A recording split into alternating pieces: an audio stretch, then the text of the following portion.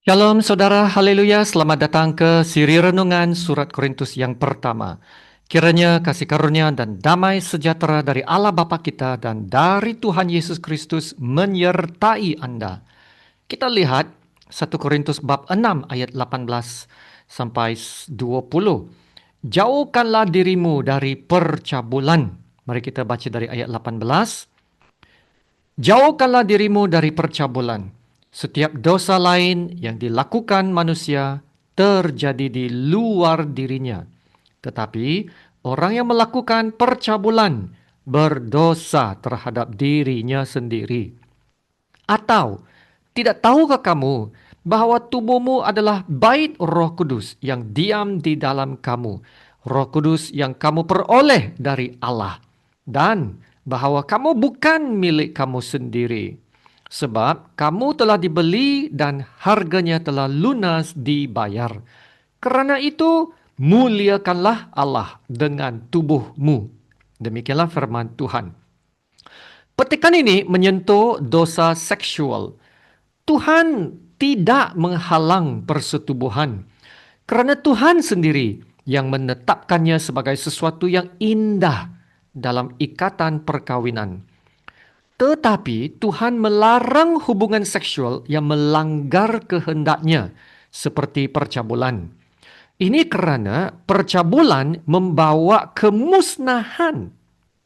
Paulus berkata, orang yang melakukan percabulan berdosa terhadap dirinya sendiri, yaitu ia akan membinasakan tubuhnya sendiri. Tubuhnya yang terdiri daripada roh dan jiwa, segala perasaan, emosi, dan kehendak orang itu. Maka, walaupun kita bebas melakukan apa saja, kebebasan kita ada keterbatasannya juga. Kita tidak boleh berkata, tubuh kita digunakan untuk percabulan. Itu melakukan perbuatan seks yang tidak bermoral. Tuhan memberikan kita tubuh bukan untuk tujuan itu. Bukan untuk kita memuaskan keinginan nafsu kita. Maka Paulus dengan keras-keras berkata, jauhkanlah dirimu dari percabulan. Kenapa pentingnya menjaga tubuh kita dari dosa percabulan? Sebab ayat 19 berkata bahwa tubuh kita adalah bait suci Allah.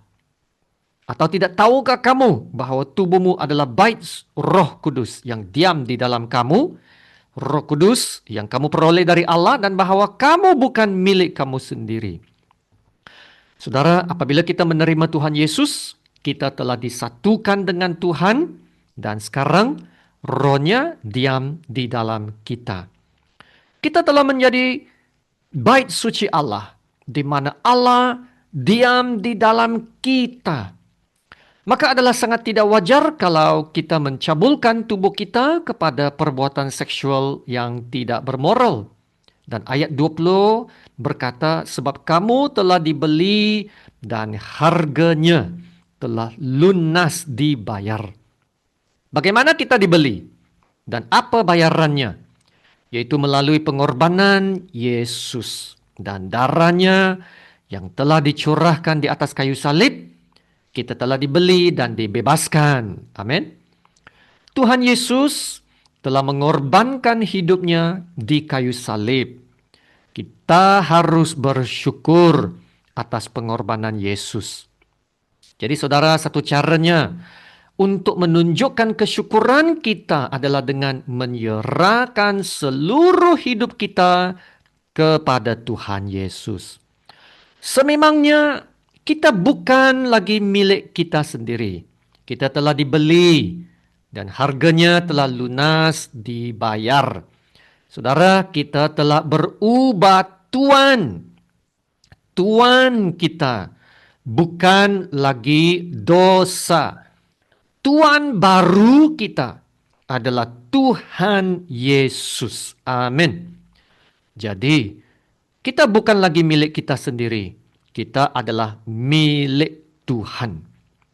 Apabila kita menyerahkan tubuh dan diri kita kepada percabulan, kita telah mencuri apa yang menjadi milik Tuhan.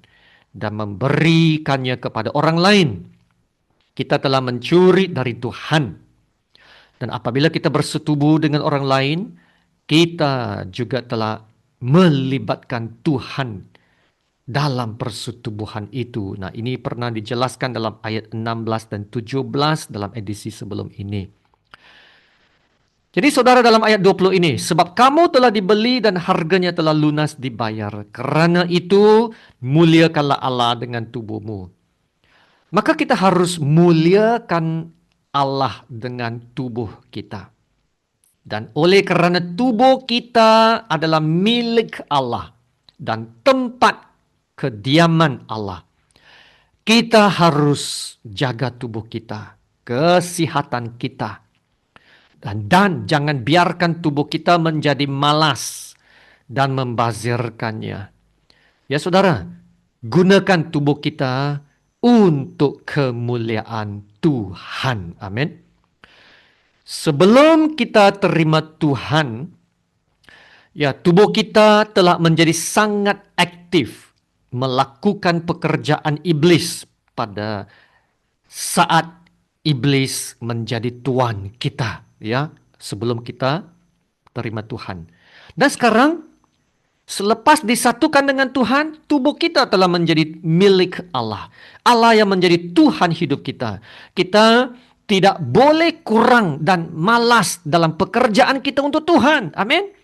Kalau sebelumnya kita aktif melakukan pekerjaan iblis, sekarang kita harus aktif melakukan pekerjaan Tuhan. Amin. Inilah yang seharusnya menjadi tujuan hidup kita. Segala sesuatu yang kita lakukan adalah untuk kemuliaan Allah. Dan karena Allah diam dalam kita melalui Roh Kudus, saudara, ini juga bermakna kita ada kuasa dan kekuatan dalam diri kita yang dapat menolong kita untuk mengatasi segala dosa dan keinginan daging. Wow, luar biasa saudara. Maka kita harus dapat hidup dalam kekudusan lebih daripada orang-orang tidak percaya yang tidak ada Tuhan, yang tidak ada roh dalam hidup mereka. Saudara, kita harus dapat mengatasinya atau memutuskan diri dari hal yang berdosa supaya kita dapat terus hidup dalam kemenangan dan dipenuhi sukacita, damai, dan kasih yang sejati. Amin. Jadikan Yesus benar-benar Tuhan dalam hidup kita. Kasih karunia Tuhan Yesus menyertai Anda. Mari kita berdoa. Bapa kami yang di surga, Allah Bapa yang kudus, yang maha mulia. Terima kasih Bapa untuk firman-Mu. Terima kasih Bapa untuk kasih-Mu yang suci dan yang kudus. Ya Bapa, teguhkan hati kami untuk menjaga hidup yang kudus dan memuliakan Tuhan dengan tubuh kami, pemikiran kami, dan kehidupan kami. Terima kasih Bapa karena telah menganugerahkan Roh Kudus-Mu yang diam dalam kami, yang bekerja, mengubah, dan memperbaharui kami. Ini menyedarkan kami untuk mentaati pekerjaan Roh Kudus dalam hidup kami, agar pekerjaan Roh Kudus dapat disempurnakan untuk kemuliaan Allah. Haleluya. Terima kasih Bapa. Dalam nama Tuhan Yesus yang termulia, kami berdoa dan ucap syukur. Amin.